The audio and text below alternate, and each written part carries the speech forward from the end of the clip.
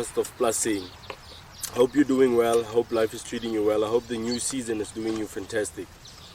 On this podcast, I'm with a good friend of mine, Khutso Lesufi. Recently just bought a farm. He's managing the farm. So it's been how long now? It's been a year actually. It's been a year. It's been a year.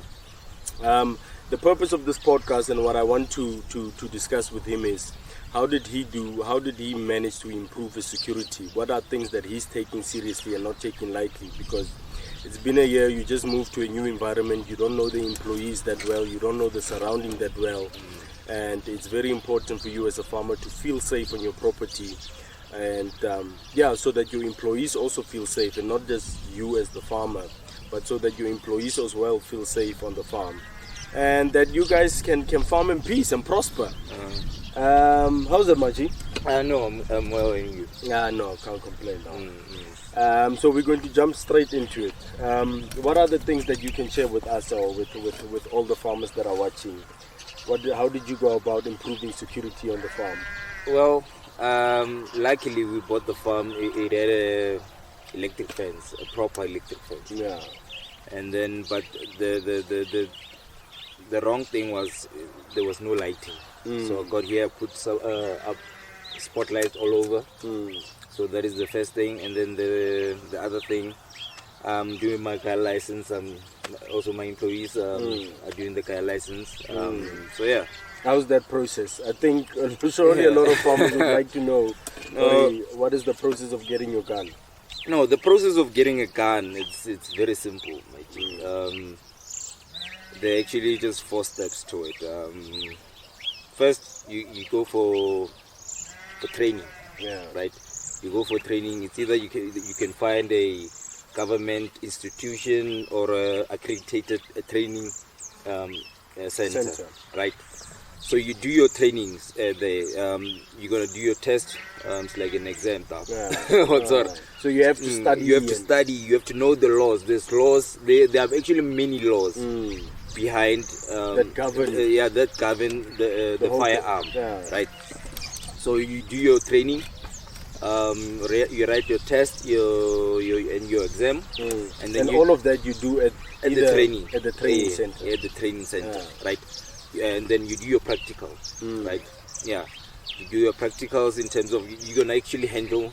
They're gonna teach you how to handle the gun, right? On how to hold it, the stance and everything. So yeah, then from there you get your training certificate, right? That is if you pass. That's if you pass actually. There's actually you can do 3 applications of the firearm: the revolver, the handgun, and the rifle. The bigger guy for the bigger guys, right? And then the next thing, you take your training certificate, right? You go to the police station. There's a form that you're going to fill. You fill in the form, right? And then you submit. You also submit with your relevant documents. The documents that you got from the from the training and then center. you know your certified ID, and then the likes, and then they're going to do a profile check. You must be 21 years and older. You must be South African. You must not have a criminal record. But I think there's a they can give you a chance, but you have to have compelling reason. So if you're not 21 years and above, you must be maybe a business owner, maybe a dedicated hunter. Also, the special allowances if you don't meet the requirements. Yeah, because you might be 16 and owning a business, right? And then you need safety. You need safety, right? So yeah. So that is, you go to the police station and then you submit all the documents. And then you submit all the documents. But so then you wait for the police to approve it. Yes. Before you can actually purchase a gun. Before you can do that, they're gonna give you the competency certificate. Competency certificate, right? Then you go and then you can be able to buy your gun license. Yeah. So, but you also there when you buy, you're also gonna fill there's certain information that they need from you. Yeah. Also, you need to have a safe and all that. So yeah. Oh, once you have bought your firearm, you need a safe. You need a safe where you can put it safe. Yeah. You need a safe to put it safe. So yeah, that is basically it. Right. No, but thank you very much, Maji. I think that is very helpful and that is very insightful. So as a farmer, if you're interested in getting a gun license, follow all the steps that he just mentioned, and make sure that you're safe and make sure that you can protect yourself at all times. Yeah. All right.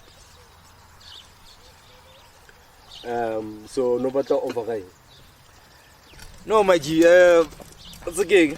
You know, lately, actually on Facebook, actually on my DMs, right, Facebook, everywhere, Twitter. You have stalkers, right? People have been hitting me up in terms of, you know, they are inspired by the things that I post about what I do, the stock that I have, and you know. They want to, like, I don't know if they want to ride the wave, or are they actual farmers, right? So I started thinking about the relationship within the value chain, because this thing it's big, it's broad. You know, for most of the people out there,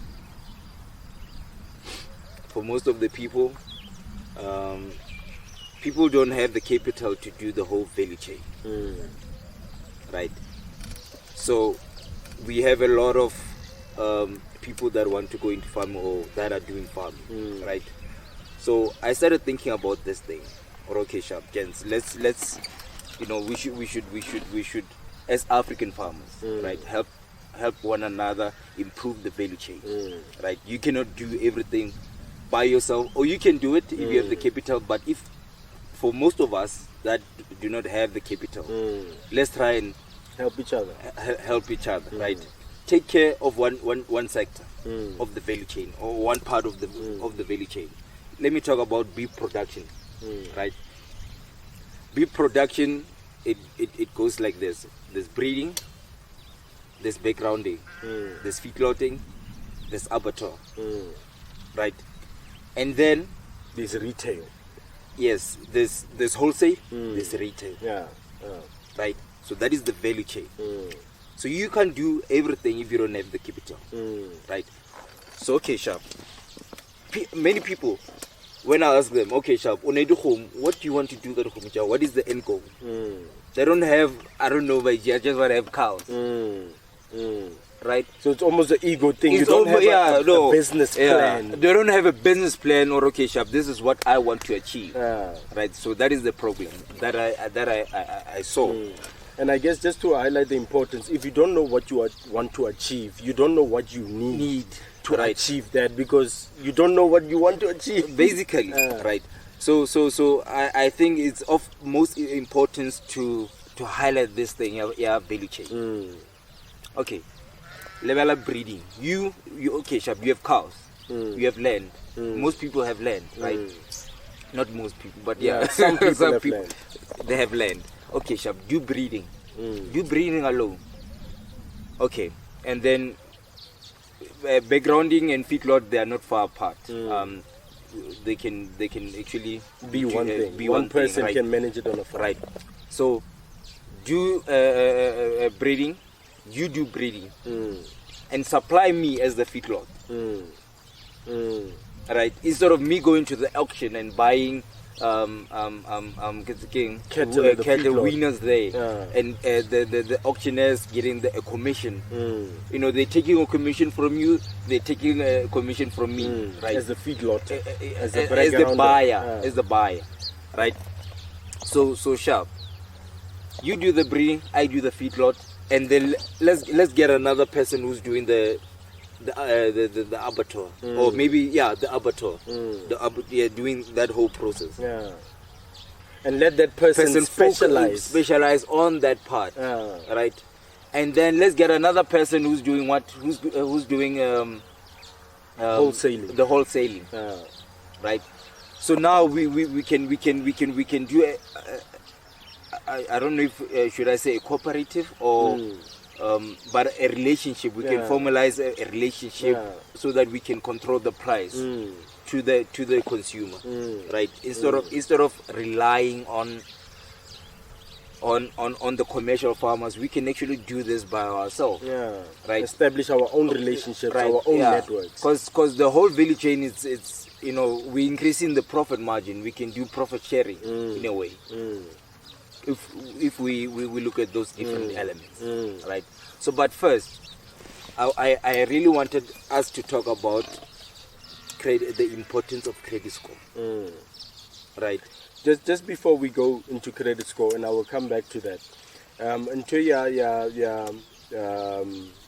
the value chain, a lot of people, I still believe, have a misconception when it comes to agriculture. Agriculture is not just farming. It's a business. It's the whole business. Like and I think you just mentioned it perfectly. Not everyone needs to be a farmer to be involved in agriculture. You can be involved in agriculture by just owning an abattoir, by just owning a slaughterhouse, by just doing the breeding, and there's so many elements to agriculture.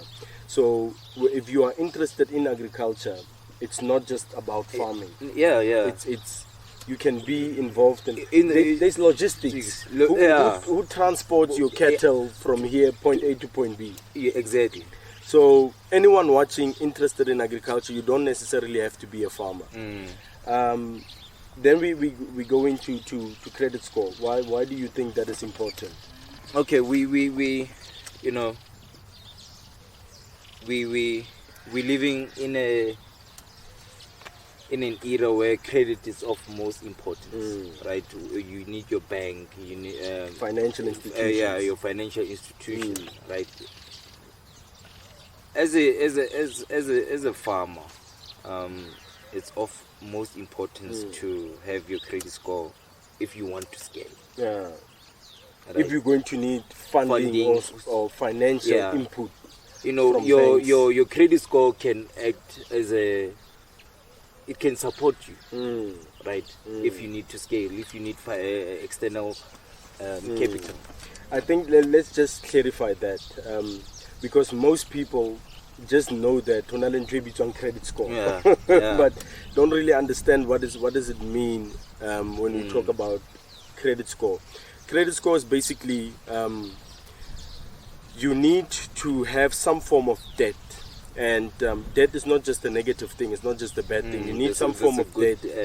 There's good debt as well. And you need some form of debt. So if you are still in college, or if you are someone that is just interested in starting your own business, make sure that you have debt, and make sure that you pay. Make sure that you pay on time. It doesn't matter now, just make sure you pay on time. You're gonna get your credit score. I'm not your credit card. Don't misuse it by buying stupid unnecessary stuff. Right. And I think just to drive the point really home is most people, for an example, you have a piece of land. If I understand you correctly, you have a piece of land that you inherited from your father, from your grandfather, and you don't have money to start, to buy the implements, to buy the seedlings, to buy this and that.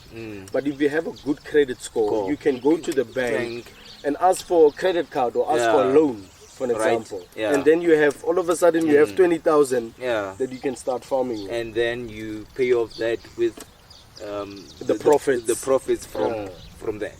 And that is how you grow. That is how you grow. You use the bank's money to grow, and then that is.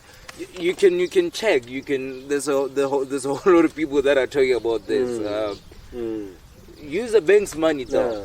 I think there's one lady, to be specific, a South African lady. They call her the financial bunny. Financial bunny. On YouTube. She's worked in the financial space, so she will go into much more detail when it comes to credit score. But the important thing is that I really love the fact that you mentioned it, because a lot of people struggling, or I cannot tell it. I don't have money to start. I don't have money for implements. I don't have money. Take care of your credit score. Make sure that your credit score is right. It's of key. It's key. So that you can use the bank's money. And I think that is fantastic advice. So that you don't have to ask uncle, malume, brother, friend for some money. Where you can actually be wise and be smart and use your own thing. you actually have an invisible investor, but you're not aware of that.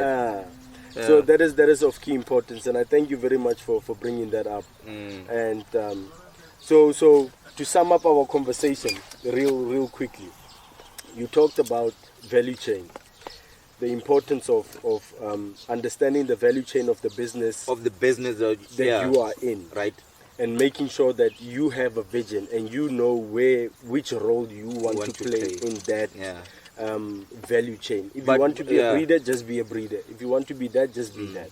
You if you have the capital, you can do everything. But trust me, it's and because you need to plant.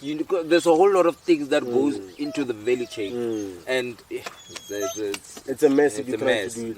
And the other thing is why you need partners as well is because you're not a specialist in everything. If for rata di khomo, just do cattle. Don't plant because you don't like planting. Don't have a sluggish because you're not a seller. You're not a salesperson. So value chain, understand your place in the value chain. Understand the value that you want to add and specialize in that value. Like my good friend just said, if you have the capital, do everything. If you don't have the capital, specialize. And then the other thing was about credit score. Make sure that you create your credit score right. Understand first what is a credit score, how to improve it. If you already have debt, make sure that you pay off your debt so that you can use the bank's money to scale up and make sure that your business grows and becomes sustainable and you flourish. Is that it from your side, my G? No, that is. That's it. Thank you very much for your time, Dawa. And we'll have another conversation soon. Exactly. To everyone that is watching, Blessing signing out. Peace.